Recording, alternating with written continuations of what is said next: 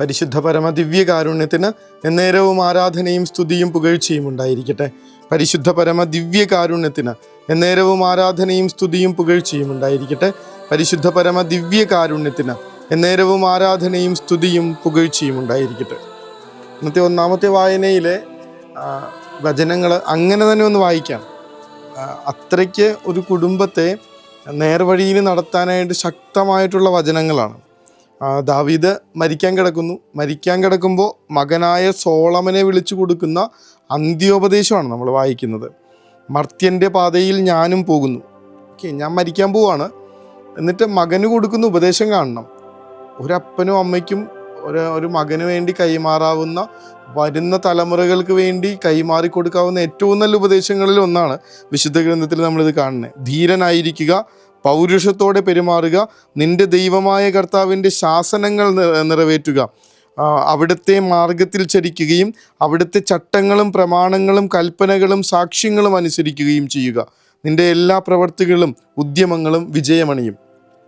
നിന്റെ സന്താനങ്ങൾ നേർവഴിക്ക് നടക്കുകയും പൂർണ്ണ ഹൃദയത്തോടെ പൂർണ്ണ മനസ്സോടെ എൻ്റെ മുൻപിൽ വിശ്വസ്തരായി വർത്തിക്കുകയും ചെയ്താൽ നിന്റെ സന്തതി ഇസ്രായേലിൻ്റെ സിംഹാസനത്തിൽ നിന്ന് അറ്റുപോവുകയില്ല എന്ന കർത്താവ് എന്നോട് അരുളി ചെയ്ത വാഗ്ദാനം നിറവേറ്റേണ്ടതിന് നീ അവിടുത്തെ അനുസരിക്കുക. ആലോചിച്ച് നോക്കിയേ, ഒരു അപ്പം മരിക്കുമ്പോൾ പറയാണ്, നീ കർത്താവിൻ്റെ മാർഗത്തിൽ ചരിക്കണം, അവിടുത്തെ ചട്ടങ്ങളും പ്രമാണങ്ങളും കൽപ്പനകളും സാക്ഷ്യങ്ങളും അനുസരിക്കുകയും ചെയ്യണം. അപ്പോൾ എന്താണ് സംഭവിക്കാൻ പോകുന്നത്? നിൻ്റെ എല്ലാ ഉദ്യമങ്ങളും പ്രവൃത്തികളും വിജയമണിയും. എന്തൊരു ഉറപ്പോടുകൂടെയാണ് ഈ മനുഷ്യൻ തൻ്റെ തലമുറയ്ക്ക്, സോളമനിലേക്ക് ഈ ഒരു താൻ ജീവിച്ചു വന്ന വിശ്വാസം, താൻ ആരിലാണോ ശരണപ്പെട്ടത് ആ കർത്താവിങ്കിലേക്കുള്ള വഴി ഈ സോളമൻ എന്ന് പറയുന്ന എൻ്റെ മകന് തെളിച്ചു കൊടുക്കണമെന്ന് കാണണം. കർത്താവിൽ ശരണപ്പെടുക, കർത്താവിൻ്റെ ചട്ടങ്ങളും പ്രമാണങ്ങളും കൽപ്പനകളും പാലിക്കുക. അവിടുന്ന് ശരണപ്പെട്ടവരാരും തന്നെ ഇങ്ങനെ നശിച്ചു പോയിട്ടില്ല എന്ന് അത്രയ്ക്കുറപ്പോടുകൂടെ മക്കളിലേക്ക് പറഞ്ഞു കൊടുക്കാനായിട്ട്, ആ വിശ്വാസം പകർന്നു കൊടുക്കാനായിട്ട് വചനം നമ്മളെ ഓർമ്മപ്പെടുത്തും. അതുതന്നെയാണ് സുവിശേഷത്തിലും കാണുന്നത്. സുവിശേഷത്തിൽ കർത്താവ് തൻ്റെ ശിഷ്യന്മാരെ യാത്രയ്ക്ക് വിടുന്ന രംഗമാണ് നമ്മൾ വായിക്കുന്നത്. അവൻ 2 പേരെ വീതം അയച്ചു തുടങ്ങി അശുദ്ധാത്മാക്കളുടെ മേൽ അവർക്ക് അധികാരം കൊടുത്തു. എന്നിട്ട് പറയുന്നു, യാത്രയ്ക്ക് വടിയല്ലാതെ മറ്റൊന്നും, അപ്പമോ സഞ്ചിയോ അരപ്പട്ടയിൽ പണമോ കരുതരുത്, 2 ഉടുപ്പുകൾ ധരിക്കരുത് എന്നൊക്കെ പറഞ്ഞു വിടുമ്പോൾ ഇത്രയേ ഉള്ളൂ, നിൻ്റെ കർത്താവിൽ ആശ്രയിക്കണം. നിന്നിലല്ല, നിൻ്റെ ബാക്കപ്പുകളിലല്ല, നിൻ്റെ ബാക്ക് പാക്കുകളിലല്ല, നേരെ മറിച്ച് കർത്താവിൽ നമ്മളെ നയിച്ചു കൊണ്ടിരിക്കുന്ന തമ്പുരാനിൽ ആശ്രയിച്ച് ജീവിതം മുന്നോട്ട് കൊണ്ടുപോകും. നിൻ്റെ എല്ലാ ഉദ്യമങ്ങളും വിജയിക്കും എന്നാണ് പറയണേ. നിൻ്റെ എല്ലാ പ്രവർത്തികളും വിജയമണിയുന്ന ഒന്നാമത്തെ വായന നമ്മളോട് പറയണേ. സുവിശേഷത്തിലെ കർത്താവ് അത് വ്യക്തമായിട്ട് അവരോട് പറയുന്നുണ്ട്. നിങ്ങൾ വേറെ ഒന്നും നോക്കണ്ട, ഒന്നിനെക്കുറിച്ചും ആകുലപ്പെടണ്ട, 2 ചെരുപ്പുകൾ വേണ്ട, 2 ഉടുപ്പുകൾ വേണ്ട, പണം വേണ്ട, സഞ്ചി വേണ്ട, വടി വേണ്ട, ഒന്നും വേണ്ട.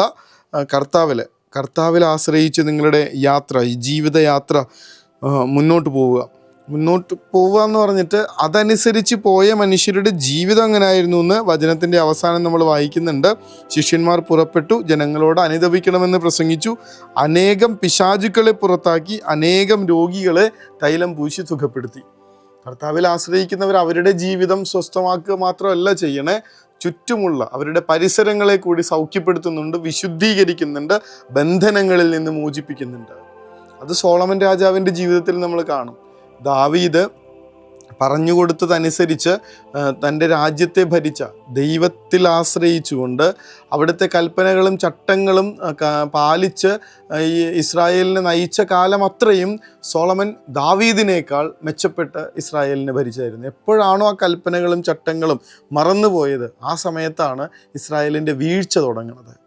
ഇങ്ങനെ കർത്താവിൽ ആശ്രയിക്കുന്നവരെ, കർത്താവിൽ ശരണപ്പെട്ട് ജീവിതയാത്രയിൽ മുന്നോട്ട് പോകുന്നവർ എത്രമാത്രം ജീവിതത്തിൽ ബലപ്പെട്ടവരായിരിക്കുമെന്നും അവരുടെ പരിസരങ്ങളെ വിശുദ്ധീകരിക്കുന്നവരായിരിക്കുമെന്നും അവർക്ക് പ്രകാശം കൊടുക്കുന്നവരായിരിക്കുമെന്നും നേർവഴി കാട്ടുന്നവരായിരിക്കുമെന്നും ഒക്കെ വചനം നമ്മളോട് ഇന്ന് പറഞ്ഞു തരുന്നുണ്ട്.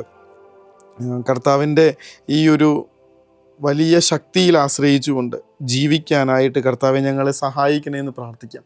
ഇന്ന് വിശുദ്ധ അഗാത്തയുടെ തിരുനാൾ ആഘോഷിക്കുന്ന ദിവസം ചക്രവർത്തിയുടെ വലിയൊരു ഓഫറുണ്ട്. പാപകരമായ ബന്ധത്തിന് സമ്മതിക്കുകയാണെങ്കിൽ നിന്നെ ജീവിക്കാനായിട്ട് വിടാം, നിനക്ക് സമ്പത്തൊക്കെ തിരിച്ചു തരാം. ആ സമയത്ത് ഈ പുണ്യവതി പറയുന്ന കാര്യമുണ്ട്, കർത്താവാണ് എൻ്റെ ഓഹരിയും എൻ്റെ ശക്തിയും. കർത്താവാണ് എൻ്റെ ഓഹരിയും ശക്തിയും, എൻ്റെ സമ്പത്ത് കർത്താവാണ്, എൻ്റെ എല്ലാം കർത്താവാണ്.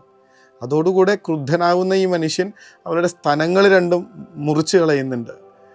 പക്ഷെ അത് അത്ഭുതകരമായിട്ട് കർത്താവ് സുഖപ്പെടുത്തുന്നുണ്ട്. നഗ്നയായിട്ട് അവളെ ചരലിലിട്ട് ഉരുട്ടുന്നുണ്ട്. ഒരുപാട് പീഡനങ്ങളിലൂടെ, ക്രൂരമായിട്ടുള്ള പീഡനങ്ങളിലൂടെ കടന്നു പോകുമ്പോഴും കർത്താവിൻ്റെ ശക്തിയിൽ ആശ്രയിച്ച് നിൽക്കുന്ന ഈ ഒരു കന്യകയായിട്ടുള്ള രക്തസാക്ഷിണി കർത്താവിൻ്റെ പ്രിയപ്പെട്ട ഒരാളായിട്ട് അവനിലേക്ക് വിലയം പ്രാപിക്കുന്നത് നമ്മൾ ഓർക്കുന്ന ദിവസമാണിത്. അത്രയ്ക്ക് മനുഷ്യരിലേക്ക് മനസ്സ് പായാതെ കർത്താവിൻ്റെ ശക്തിയിൽ ആശ്രയിച്ച് ജീവിക്കാനായിട്ട് ഇന്നത്തെ വചനവും ഇന്നത്തെ തിരുനാളും നമ്മളെ ഓർമ്മപ്പെടുത്തും. തമ്പുരാനിൽ ആശ്രയിക്ക്. നമുക്ക് മക്കളോട് പറഞ്ഞു കൊടുക്കാൻ പറ്റണം, അത്രയ്ക്ക് ആശ്രയം ഉണ്ടാവണം. ധീരനായിരിക്കുക, പൗരുഷത്തോടെ പെരുമാറുക, നിന്റെ ദൈവമായ കർത്താവിൻ്റെ ശാസനങ്ങൾ നിറവേറ്റുക. ഇത് ദാവീദിന് അത്രയ്ക്ക് ശക്തിയോടെ സോളമനിലേക്ക് പകരാൻ പറ്റുന്നുണ്ടെങ്കിൽ അത് അയാൾ ജീവിച്ചിരുന്നത് കൊണ്ടാണ്. കർത്താവെ, ഇതുപോലെ ചെരുപ്പിലും വടിയിലുമല്ല, അരപ്പട്ടയിലും തോൽസഞ്ചിയിലുമല്ല, അതിനുള്ളിൽ ഞങ്ങൾ കൂട്ടിവെച്ചിരിക്കുന്ന സമ്പാദ്യത്തിലല്ല, ഞങ്ങൾ നാളത്തേക്ക് ഒരുക്കി വെച്ചിരിക്കുന്ന ഭക്ഷണത്തിലല്ല, നേരെ മറിച്ച് നിൻ്റെ നാമത്തിൽ കർത്താവെ ആശ്രയം വെച്ച് ശക്തിയോടും പ്രകാശത്തോടും സന്തോഷത്തോടും കൂടി ഈ ലോകത്തിന് തരാൻ പറ്റാത്ത സ്വസ്ഥതയോടും സമാധാനത്തോടും കൂടെ ജീവിതം മുന്നോട്ട് കൊണ്ടുപോകാൻ ഞങ്ങൾ അങ്ങയിൽ ആശ്രയിച്ചുകൊണ്ട് അവിടുത്തെ ആശീർവാദത്തിനായി പരിശുദ്ധ പരമദിവ്യകാരുണ്യമേ, അനന്ത സ്നേഹമേ, പരിശുദ്ധ പരമദിവ്യകാരുണ്യമേ, അനന്ത സ്നേഹമേ.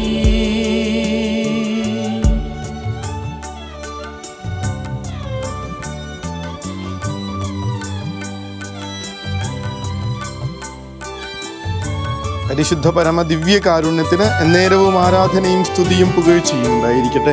പരിശുദ്ധ പരമ ദിവ്യ കാരുണ്യത്തിന് എന്നേരവും ആരാധനയും സ്തുതിയും പുകഴ്ചയും ഉണ്ടായിരിക്കട്ടെ. പരിശുദ്ധ പരമ ദിവ്യ കാരുണ്യത്തിന് എന്നേരവും ആരാധനയും സ്തുതിയും പുകഴ്ചയും ഉണ്ടായിരിക്കട്ടെ. കർത്താവിൽ ആശ്രയിക്കുന്നവർ ഭാഗ്യവാന്മാർ, അവർ കഴുകന്മാരെ പോലെ ചിറകടിച്ചുയരും എന്നൊക്കെ വചനത്തിൽ നമ്മൾ വായിക്കുന്നതാണ്. യുവാക്കന്മാർ പോലും ശക്തിയേറ്റ് വീഴാം, എന്നാൽ അവിടെ നിന്ന് ആശ്രയിക്കുന്നവർക്ക് അവർ ശക്തി പ്രാപിക്കും, വീണ്ടും ശക്തി പ്രാപിക്കും. അവർക്ക് ഒന്നിനും കുറവുണ്ടാവുകയില്ല. സിംഹക്കുട്ടികൾ ഇരകിട്ടാതെ വിശന്ന് വലഞ്ഞേക്കാം, എന്നാൽ കർത്താവിൽ ആശ്രയിക്കുന്നവർക്ക് ഒന്നിനും കുറവുണ്ടാവുകയില്ല. അവിടുത്തെ അത് തന്നെ കർത്താവ് പറയണേ, നിങ്ങളെ ഒന്നും എടുക്കണ്ടെന്നേ.